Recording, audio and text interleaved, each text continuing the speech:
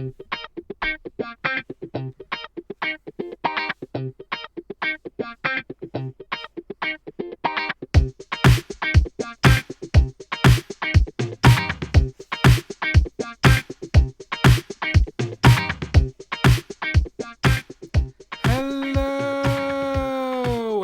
back to the Curious Kid Podcast. Season 2 will come to a close next week with our season finale. Tune in for next week's episode. We won't have a topic next week, but we will be answering lots of the questions you've been asking us in our first ever Curious Kid Podcast question and answer session. We will be back in October for the start of Season 3, and we have lots of fun things planned for Season 3. My mommy and brother will be part of Season 3. That's right. You may have already heard Olivia's mommy in Episode 3. Her name is Heather, and she was Olivia's first interview subject in our Curious About Sneezing episode. Well, she's going to be a regular part of the podcast next season. That's going to be so much fun. Next year is the year 2020, which is a really cool number, but it's also important for another reason. It will be important because next year we'll have a presidential election. We will. And we are going to do a few things leading up to the election to get everyone pumped and ready. First, we're going to discuss the president today. That's true, but I should explain this. We are not going to talk about President Donald Trump today, or any of our former presidents. We are going to talk about the job the president does. Have you ever wondered what the president actually does? I know I have. Well, that's what we are going to cover today. But for those of you that wanted to talk about specific presidents, no need to worry. My mommy's going to tell you all about the presidents next season. Starting with the first Saturday in October, Olivia's mommy is going to tell you some interesting things about each of the presidents. She is going to cover one president every week, and we are going to go all the way from our first president, George Washington, to our current president, Donald Trump. Are we still going to get curious about lots of things next season? You bet we will. We are going to continue getting curious about a new topic every week, with episodes released on Sundays like we always do. So to sum it all up, starting in October, there will be 2 episodes released each week. Heather will teach us about a president each Saturday, and Olivia and I will get curious about a new topic each Sunday. And then what happens after she tells us all about all the presidents? After we hear something interesting about all of the presidents, we are going to have an episode about Election Day and how that works. Okay, let's start talking about what the president does. Sounds good. Why don't you tell us the question of the week? The question of the week is, how many different presidents have we had?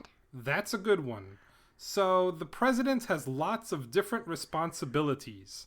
We are going to cover 7 of the president's most important jobs, and we are going to cover them in no particular order, because they are all very important, and the president has to make sure to cover all 7 jobs at all times. First, the president is the chief of state. This means that the president is supposed to be someone that inspires the American people. Other countries also have someone that acts as their chief of state, but in other countries, the chief of state can be something other than a president. For example, Belgium has a king as a chief of state, and Denmark has a queen. The president is also the chief executive. This means that the president is the boss of the executive branch of government. The president decides how to enforce the laws, and he is the boss of millions of employees that work in the executive branch of our government. The president has advisors that help him make important decisions. You're not going to believe what his advisors are called. They're called a cabinet. They are. The president decides who is going to be in his cabinet, and the members of his cabinet help him make really important decisions. Every president had a cabinet, even George Washington. George Washington's cabinet had only 4 members. Presidents today have 15 members, like the Secretary of State, Secretary of the Treasury, and the Attorney General. The president is also the chief diplomat. As chief diplomat, the president is in charge of forming relationships with foreign countries and telling his diplomats and advisors what to say to the governments of other countries. This is really important in making sure we have peaceful relations with other countries. The president is also the commander-in-chief. As our commander-in-chief, the president is in charge of our military. That includes the Army, Navy, Air Force, Coast Guard, and Marine Corps. The president decides how to utilize the military forces, and he gives instructions to military generals and admirals. The president is also a legislative leader. So this part is a bit complicated. As legislative leader, the president plays an important role in making laws. The president alone doesn't have the power to make laws. That's a responsibility that is given to the 535 members of Congress. The president does have a lot of power when it comes to new laws. He is able to suggest new laws to Congress, and he also has the power to veto any laws that Congress passes. The word veto means reject. So this is how it works. Let's say Congress proposes a new law. The new law should make broccoli illegal. Yeah, so let's go with that. The new law makes broccoli illegal. So let's say Congress wants to make broccoli illegal. Well, the president can veto the law because he thinks that broccoli shouldn't be illegal. Does that mean the president can only get his way? Not at all. Even if the president vetoes the law, it goes back to Congress. If 2/3 of Congress votes to override the presidential veto, they are able to make the new law without the president's approval. This doesn't happen very often. Congress only overrides about 7% of presidential vetoes. It works like this so no one has too much power. Exactly. It's a system called checks and balances. The president has more power than anyone else in government, but there is a system in place to make sure that the president is not able to just make any decisions without other people having the opportunity to check his power. The president is also the chief of party. So in politics, just like in sports, there are teams that usually play with the same goals in mind. Instead of calling them teams, they are called parties in politics.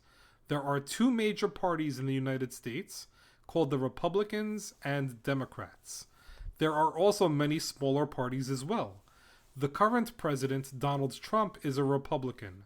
And one thing he does as president is support other Republican politicians because politicians of the same party are usually looking to support each other because they share a lot of the same ideas.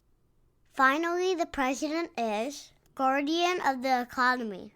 This just means that part of the president's job is to make sure that we have a strong economy by helping make sure people have jobs, that prices of things don't get too high, and that people have enough money to have all of the things we need to live comfortable lives.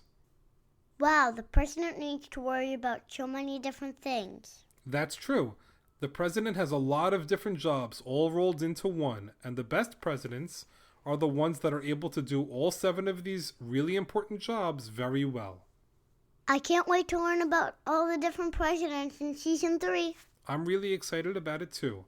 I love learning about the presidents, and I've already read biographies on almost all of them. A biography is just a book written about the life of a real person. Well, how many of them did you read? Well, that's a clever way for you to get me to give you the answer to our question of the week.